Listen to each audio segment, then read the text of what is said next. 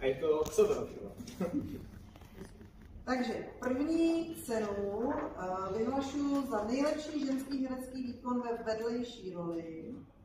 A je to Aleně Petrů z Rodinovského spolku.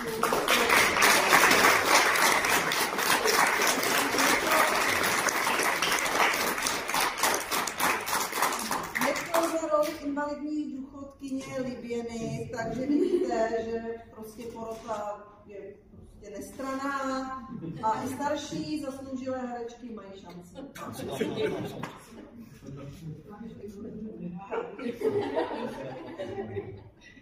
Druhou cenu vyhlašuji za nejlepší mužský herecký výkon ve vedlejší roli a ten získává Tomáš Vyšín ze souboru Jakoby herci.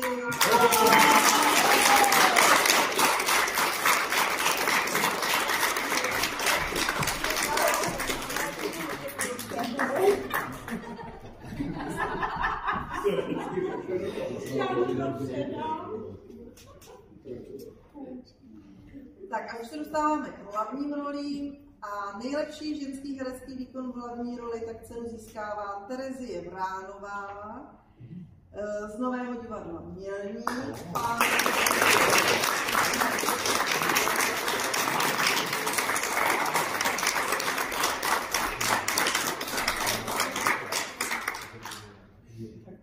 a diplom za nejlepší mužský herecký výkon v hlavní roli získává Martin Víšek za roli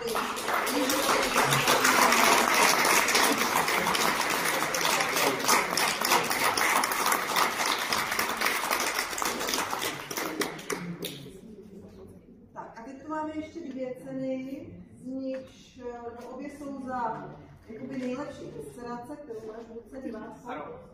Je tu cena diváka a cenu diváka získává napětí Zájezd na Hlubokou a Rodinovský spolek.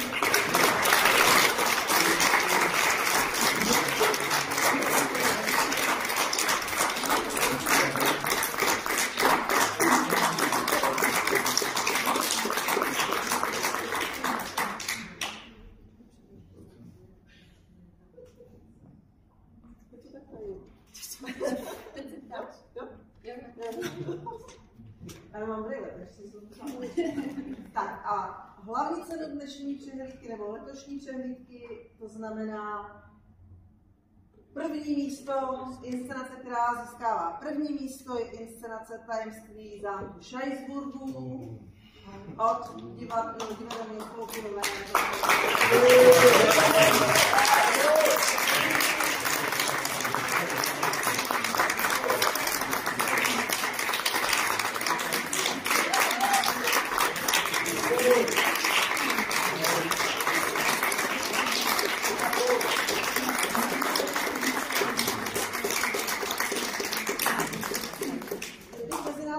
Pozvala porotu.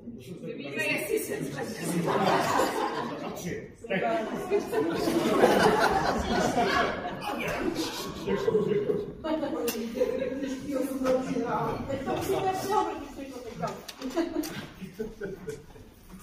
I porotě bychom chtěli poděkovat, protože tady s námi strávili celý víkend a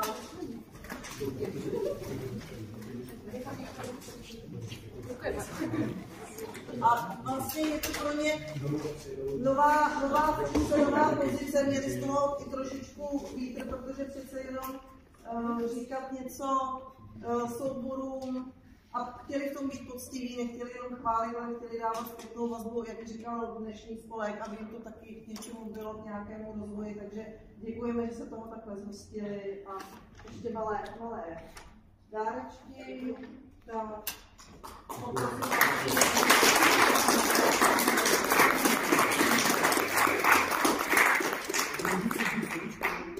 Bude to krátké.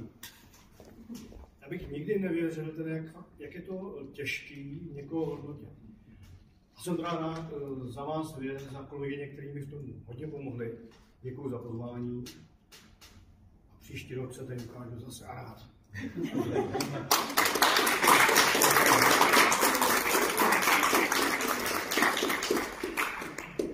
I já děkuji za pozvání a musím říct, že teda opravdu to hodnocení bylo nesmírně těžký.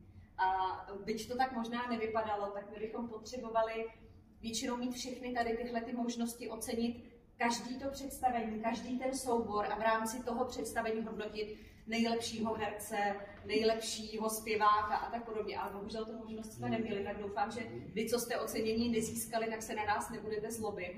A moc děkuju za tu skvělou, příjemnou a přátelskou atmosféru, která tady ty 3 dny vlastně byla. A doufám, že se nevidíme naposledy a vy, co jste zvali na svoje představení, tak určitě to i sdílejte na Facebooku a všude možně na sociálních sítích, protože myslím si, že stojí za to se vidět. Děkuji.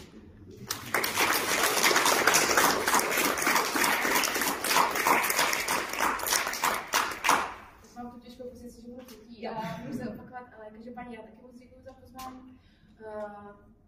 Kdybych to měla nějak zhodnotit za sebe, tak pro mě asi nejcennější a největší poklonu bych vám chtěla složit za ten koncept, že vlastně jako primárně ano, bavíme se o nějaké složitosti hodnocení a ze své pozice dramaturgyně v Profi divadle vím, jak moc je to tenký led a jak vlastně snadno se dá slovem zranit i profík herec, který vlastně za sebou má velikou kariéru.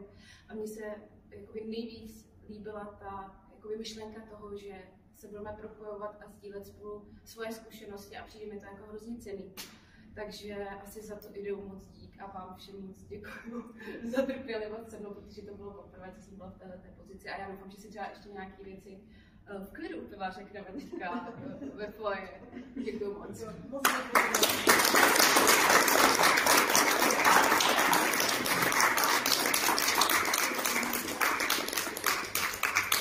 Takže tímto můžeme považovat úspěšně přehlídku a je to za ukončenou. A kdo nespěcháte, tak se ještě zdržte tam v tom foaje, bude tam něco na zub a bariér si bude taky ještě otevřený, takže i něco k pití. A pokud nespěcháte, tak ještě poseďte, popovídejte, bude to už jenom neformální a už to nebude mít vůbec na nic. Ano.